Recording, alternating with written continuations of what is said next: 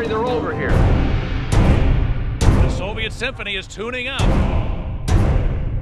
They're playing for us, and they're good. How we meet the communist challenge depends on you.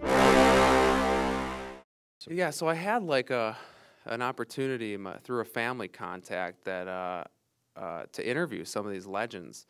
And it was sort of a fast-moving opportunity. I had about a month to decide whether I was going to get a crew together and go to Russia and shoot these guys because they're all going to be there at the same time.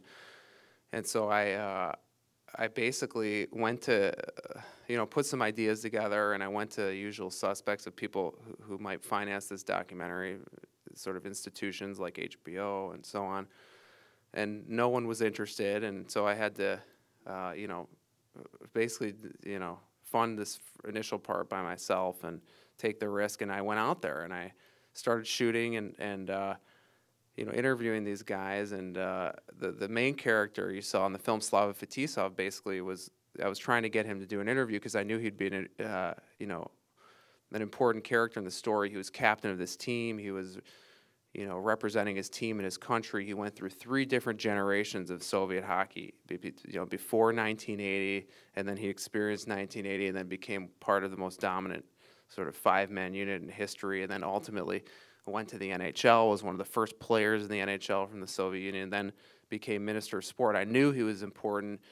All those guys were, but I didn't realize that he would be kind of the center of the movie until I interviewed him, but he wouldn't agree to be interviewed. He didn't want any part of this.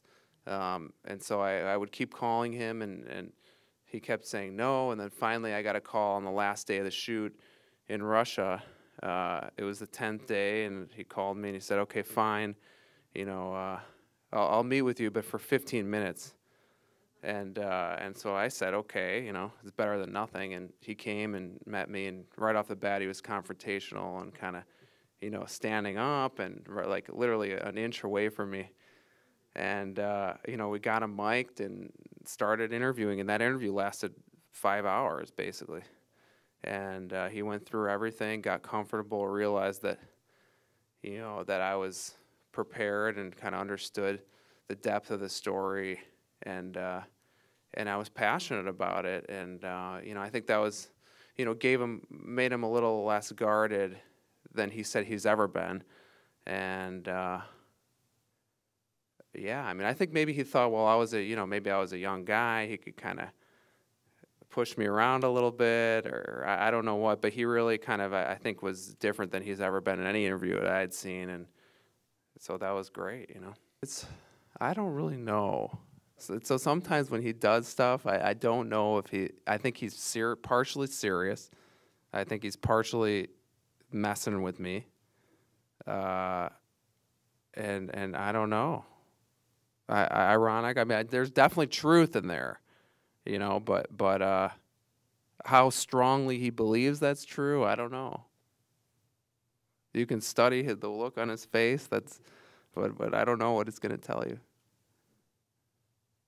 But I do think he thinks Cold War is at least he's sort of made himself believe that it's not what we think it is.